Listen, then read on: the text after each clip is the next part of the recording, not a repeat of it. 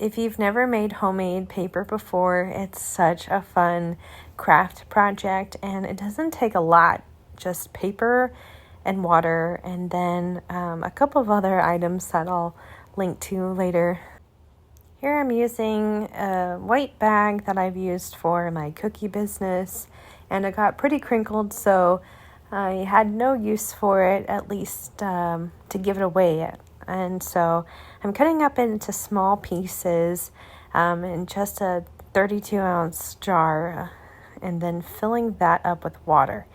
And then you can put it in a blender. It doesn't make that much of a mess to clean up. And I'm using just our Ninja blender and adding in some water to the blender and just the paper bag that I cut up. Just 2 ingredients, super easy, and pulsing it a few times until it gets to the desired consistency that I'm looking for, and scraping down the sides for any large chunks of paper that get stuck on the sides, and adding extra water if needs be.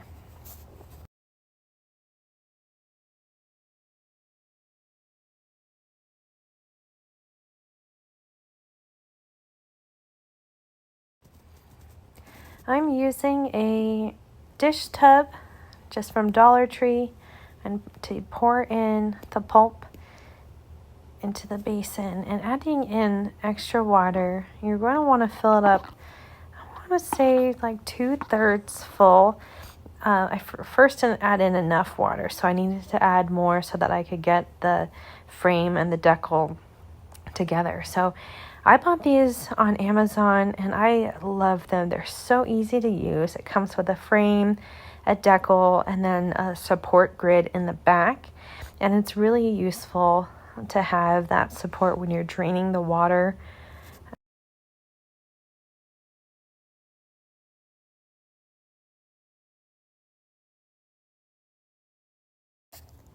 Submerge the frame into the water and let the pulp come up on top over it, and then slowly lift up, keeping it level. You don't want to shake it side to side, back and forth, because then the paper won't be even. So you want an even layer, and then once the water is dry, I'm just gently rocking it back and forth. You can lift up the frame, and there we have it.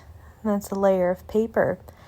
So the kit comes with some felt pieces or cloth pieces that you put over it. So I'm going to put it on top and smooth out the paper. It has some gray marks because I made in a previous batch some paper from recycled newspaper, so it has some gray marks on it. But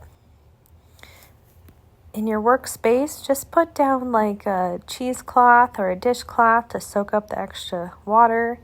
And then on top, just press down with a sponge across the layer, and this will absorb any excess water and also make the paper smoother and flatter. So you're going to do that just a few times before you are ready to let it dry.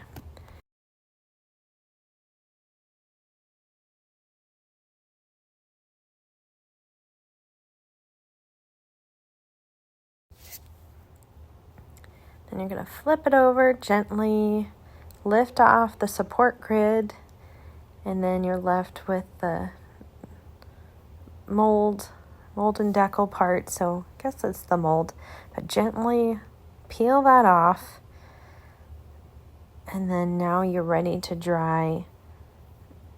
You can put another sheet on top and then do the same process with the sponge. Get out any extra water. So that I'm going to do that right now. And you can leave it kind of like a sandwich when you're drying, or you can take it off and make another piece of paper with that.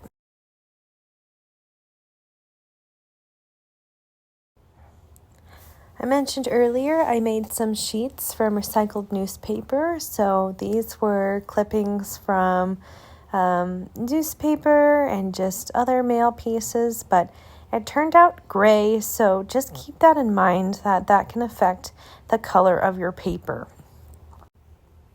Now you're ready to dry your paper. I'm using my dehydrator. We've had the Cosori dehydrator for 3 years, and I really enjoy using it for multiple food projects like sugar cookies or making beef jerky or dried fruit. It's really helpful. But you don't need a dehydrator for this. It just helps. You can also use your oven at the lowest setting or just air dry, but that takes much longer. So this process for about 3-4 sheets can be dried in about an hour at 130 degrees Fahrenheit. So here it is. They're dry. They're a little bit wavy. Let me zoom out here. But if you just stack them between a book or something heavy, they'll become flatter over time. But I just love just how the texture looks, and I think it'll make a great gift. And I'll see if I can write on it a little bit later. So I did.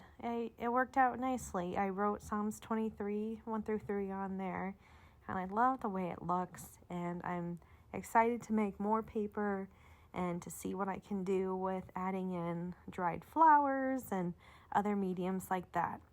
I hope you enjoyed the video. Thank you so much for watching.